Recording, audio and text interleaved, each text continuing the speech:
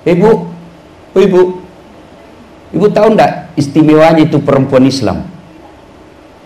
Ibu sebelum diadili di akhirat ada 4 laki-laki yang lindungi ibu. Sebelum ibu dipanggil, 4 laki-laki di depan ditanya, mana bapaknya? Kok bisa anaknya begitu? Bapak dulu. Mana suaminya? Suaminya ibu. Mana anak laki-lakinya? Nah, mana saudara laki-lakinya? 4 laki-laki lindungi ibu. Kami laki-laki langsung dorong masuk.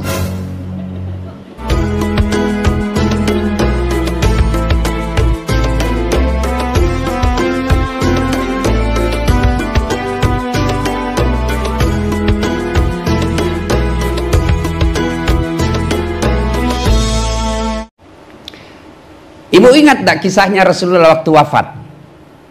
Ya kan? Ketika Rasulullah wafat, itu kan Allah perintahkan, Jibril, kau turun, jemput kekasihku Muhammad. Waktu itu hari Senin. Tanggalnya tanggal 12, bulannya Rabiul Awal. Subhanallah, Nabi lahir dan wafatnya sama. Sama-sama hari Senin, sama-sama bulan Rabiul Awal, sama tanggal 12. Jadi kalau ada ibu di sini yang lahir di bulan 9 atau bulan 10, hati-hati. Biasanya kelahiran dan kematian itu berdekatan. Coba ibu lihat-lihat orang meninggal. Biasa dekat-dekat itu dengan kelahirannya. Nabi pas. Jadi kalau ada yang lahir tanggal 1 Oktober, hati-hati bu. Nah, Allah perintahkan Jibril, kau turun jemput kekasihku Muhammad. Bawa kau 3 malaikat, Israil, Israfil, Mikail. Dengan catatan, tanya dulu. Kalau dia mau dijemput, ambil nyawanya. Kalau tidak, tunda sampai mau. Allah Karim. Turun Nabi, malaikat Jibril. Langit ke-7 masih ber-4. Sampai di langit ke-6, malaikat Jibril berkata, Jibril, kata Jibril, wahai malaikat pencabut nyawa, Israil, saya kan tidak bertugas hari ini. Hanya kau yang bertugas cabut nyawa, kau turun. Kata malaikat pencabut nyawa, tapi kamu kan circle-nya. Kamu kan yang selalu bertemu selama ini. Saya tidak mau deh, kau turun aja. Kalau bahasa kita, turun 3 malaikat. Begitu sampai depan rumah Nabi, ketuk rumahnya Nabi.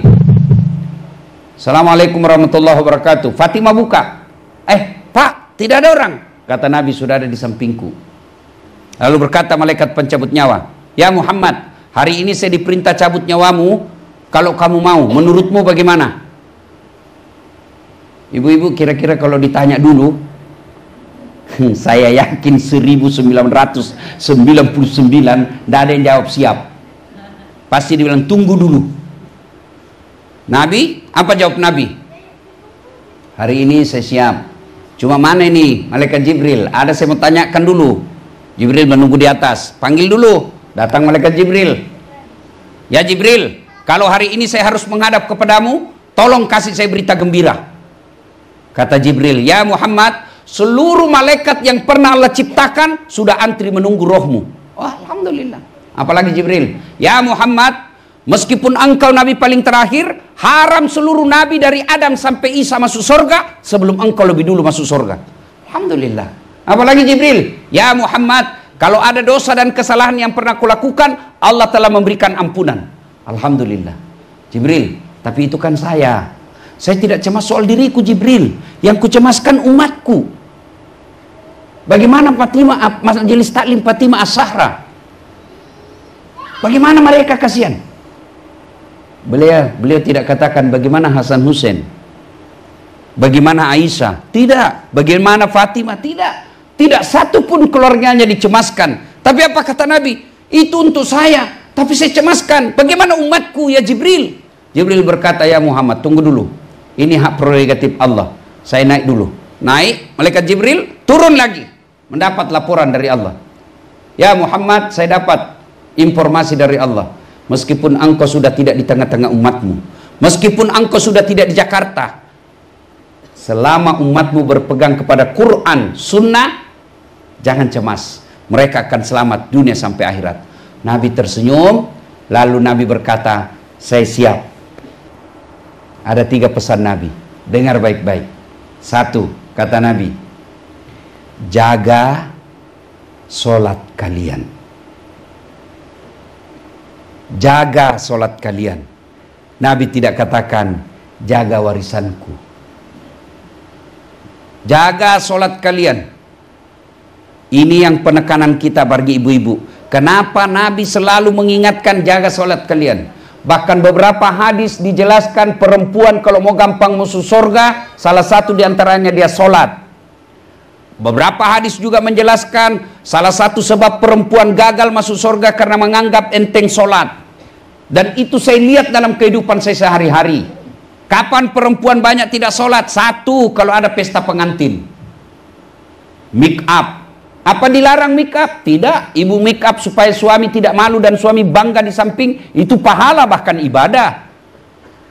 Apa ibu berdosa kalau pakai jilbab yang kelilitan-kelilitan itu? Yang selalu saya istilahkan jilbab sakaratil maut. Saya tadi malam ceramah di Malaysia. Itu jilbabnya ibu-ibu Malaysia, gampang sekali dia pakai. Kain segitiga, kasih peniti satu, selesai. Coba kita di Indonesia. Oh, ada kainnya dulu itu 2 meter, dia ikat-ikat dulu. Dia ikat di lehernya. Kainnya 3 lapis di sini. Ada kuning, biru, dikasih miring lagi sedikit. Ada kembang-kembangnya di sini, ada juga di atas sini. Nah, karena sudah diikat lehernya susah dia balik. Begini dia balik. Tiba waktu sholat, suaminya bilang, "Bu, kau pergi sholat, saya jualkan kau sawah itu kopi haji." Kau sadar Pak? Saya sadar, ini sayang, saya suruh kopi sholat. Kau ndak lihat ini mikapku? Ini jilbab susah dipakai. Gara-gara jilbab dia tidak sholat. Dan kita ketawa karena mungkin kita pernah mengalami. Iya kan? Jangan marah ibu ya, jangan marah ya. Ibu kalau marah juga enggak apa-apa, saya sudah mau pulang Makassar nanti. Kapan lagi perempuan banyak enggak sholat? Selesai haid, paham keliru. Katanya Ustadz kalau selesai haid, subuh baru mulai. Sekalinya subuh kesiangan. Dia bilang lagi, besok lagi Ustadz. Enggak Bu, kalau ibu bersih, yakin bersih jam 8 malam, sudah wajib sholat isya. Ibu yakin jam 1 malam bersih, ibu sudah wajib sholat isya. Jangan pura-pura, padahal sudah tahu bersih, tapi ibu merasa pura-pura, maka dosa hukumnya. Ibu tahu enggak hukuman meninggalkan sholat? Coba buka surah Al-Quran, surah Al-Hajj. Bagi mereka yang selalu anggap remeh sholat. Coba buka Al-Quran, surah Al-Hajj. Situ Allah jelaskan, 1 kali kau tinggalkan sholat, 1 hari kau di neraka. Berapa namanya 1 hari di neraka? 1000 tahun dunia. Bayangkan itu 1000 tahun. Jadi kalau 5 kali sehari semalam, 5000 tahun. Oh, kok lama betul. Ibu pikir lama karena bandingkan dunia. Akhirat itu tidak ada akhirnya, abadi. Dan ibu mau tahu itu api neraka, buka itu kitab Durratun Nasihin. Kerikilnya neraka diletakkan di kakinya, saking panasnya mendidih sampai kotaknya. Itu yang paling ringan. Kalau ibu masih percaya akhirat. Beda kalau ibu sudah tidak percaya akhirat. Kadang-kala ibu-ibu dibodohi oleh mikap tidak sholat. Saya percaya ibu-ibu di sini tidak berani berselingkuh, tidak berani makan barang haram. Tapi mungkin ada di antara kita yang masih melalaikan sholat sekali-sekali. Padahal sholat itu puncak penghambaan kepada Allah. Kalau ibu tidak haji, insya Allah masih tetap Islam. Ibu tidak bayar zakat, tetap Islam. Tapi kalau tidak sholat, jelas Al-Fat 29. Muhammad Rasulullah. Walladzina ma'ahu asidda'u alal kufar ruhama'u bainahum tarahum ruka'an sujada. Orang Islam itu rukuk dan sujud kata Allah. Sholat 5 waktu. Kalau dia tidak sholat kata Nabi, dia kafir di hadapan Allah. Bahkan Imam Syafi'i menghukumi orang yang tidak sholat, jangan kau sholati ketika dia mati. Jadi sholat. Kata Nabi, ketika sakaratul maut, jaga sholatnya. Yang kedua, dengar baik-baik. Apalagi pesan Nabi, jaga perempuan di antara kalian. Nabi istimewakan lagi tuh perempuan. Nabi tidak bilang jaga suamimu. Ibu tahu enggak istimewanya itu perempuan Islam? Ibu sebelum diadili di akhirat, ada 4 laki-laki yang lindungi ibu. Sebelum ibu dipanggil, 4 laki-laki di depan ditanya, mana bapaknya? Kok bisa anaknya begitu? Bapak dulu. Mana suaminya? Suaminya ibu. Mana anak laki-lakinya? Nah, mana saudara laki-lakinya? 4 laki-laki lindungi ibu. Kami laki-laki langsung dorong masuk. Dan ketawa saya suruh sini. Dan hebatnya itu perempuan Islam, dia tidak tanggung dosanya suaminya. Andai saja Islam itu tanggung dosa suami, istrinya Fir'aun tidak masuk surga. Kenapa? Suaminya mengaku Tuhan. Tapi tidak. Itu hebatnya perempuan Islam. Suamimu pesina, suamimu nyembah berhala, pemabuk dan lain sebagainya. Tapi ibu menjadi wanita soleha. Kata Nabi, tadahulul jannati bisalam. Silakan kau masuk surga dari pintu yang mana kau suka. Kau silakan pilih di pintu. Dan hanya beda kami laki-laki. Ditanggung ibu dunia akhirat. Saya meskipun ustadz, tapi istri saya tidak sholat, dicari. Mana ini suaminya ini? Saya ustadz, penceramah, tapi istri saya tukang gosip. Kenapa begini istrimu? Kau kecana kemari ceramah, kenapa istrimu begini? Saya penceramah, tapi istri saya tidak bayar utang puasanya. Saat, kenapa itu istrimu tidak bayar utang puasanya?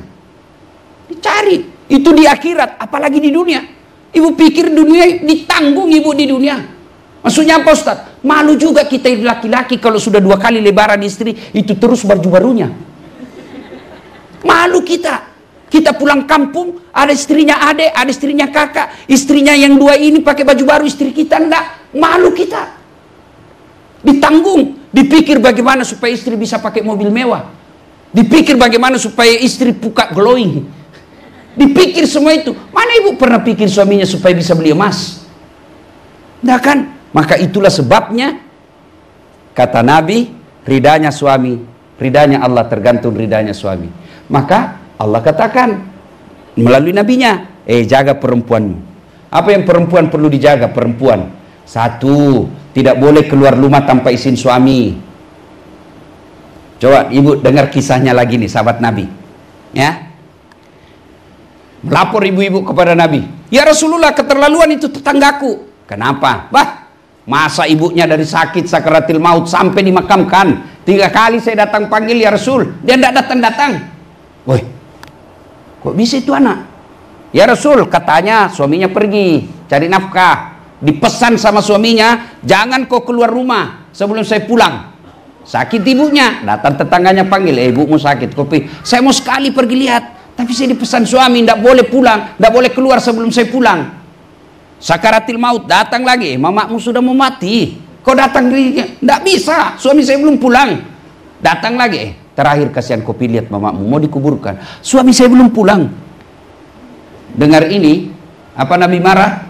Dengar ibu, kata Nabi, alhamdulillah diampuni ibu yang meninggal karena punya anak yang taat terhadap perintah suaminya. Jangan lagi ibu-ibu marah ya. Kenapa saya bahas ini? Karena pesertanya ibu-ibu. Untuk apa bapak-bapak saya SMS kalau tidak ada di sini? Iya kan? Makanya lain kali kalau pengajian perlu juga bikin pengajian khusus bapak-bapak. Tapi bapak-bapak tenang ibu. Metodenya itu saya lihat ibu-ibu kalau dia nasihati suaminya, dia baring-baring baru dia putar ceramahnya dasar. Kau lihat itu suami yang baik. Dia putar juga suaminya, ini istri yang baik.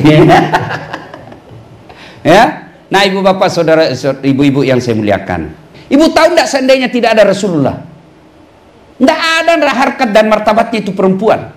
Namanya masyarakat jahiliyah ibu, itu perempuan dianggap aib. Lahir hanya untuk melahirkan.